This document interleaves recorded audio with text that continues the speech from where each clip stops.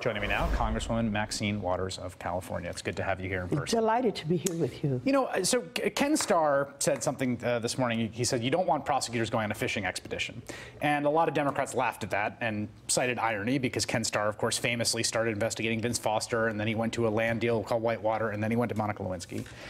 But isn't it true what he's saying in some respects, that it can get out of hand if a prosecutor starts looking and ends up prosecuting for something they didn't originally go for? No, I don't think so. I know, and we all know, that he's looking at the possibility of collusion and obstruction of justice. But when you're doing those kinds of investigations, it is going to take you into some other areas, and those areas could be very problematic. They could be criminal. And so if that happens, then he has a responsibility to follow up on it. It's not a fishing expedition. But wasn't that the argument that people made in defense of Ken Starr when Democrats were saying, look, you started on one thing and all of a sudden we're now all the way here for Monica Lewinsky because you couldn't get him on Whitewater and you couldn't get him on Vince Foster.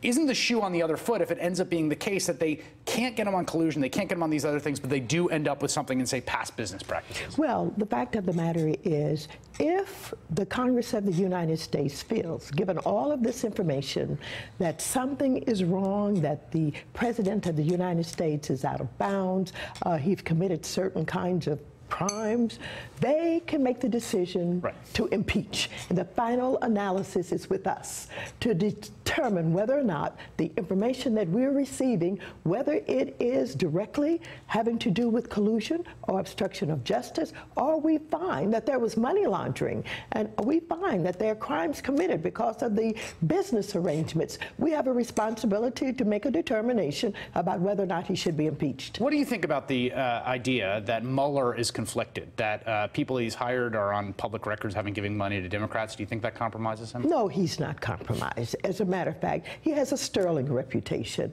Not only does he have a sterling reputation, Democrats and Republicans believe that if anybody is to do this kind of investigation, it's him.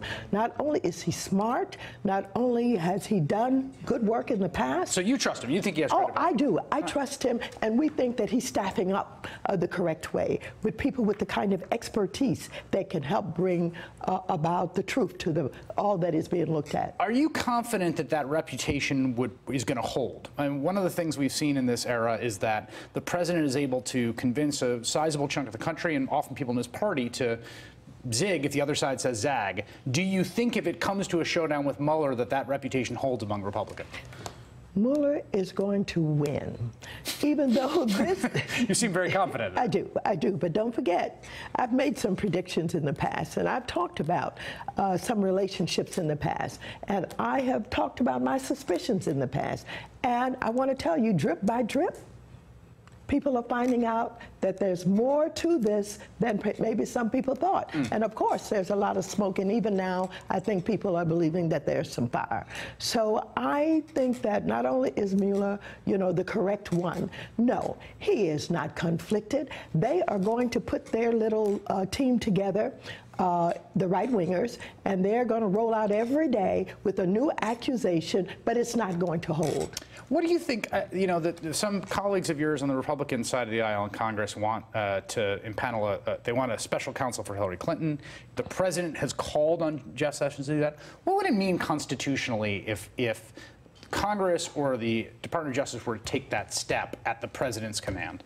Well, it's not going to happen to begin with. They have investigated Hillary Clinton, and they have investigated Hillary Clinton. They have investigated Hillary Clinton, and she has shown that she can stand there, sit there, and give them the information, answer all of the questions, debunk all of their theories, and she's won. And so enough is enough, and they can't go there. Alan Dershowitz, a prominent law professor, I think emeritus at Harvard Law, and he's emerged as a real defender of the president recently, and he had something to say about the citing of the grand jury in Washington, D.C. today that I wanted you to take a listen to. This is Alan Dershowitz talking about where the grand jury is located. Take a listen. The second one is important because of where it is. It gives the prosecutor the power to indict in the District of Columbia, which is a district that is heavily Democratic and would have a jury pool very unfavorable to Trump and the Trump administration. So it gives the prosecutor a tremendous tactical advantage.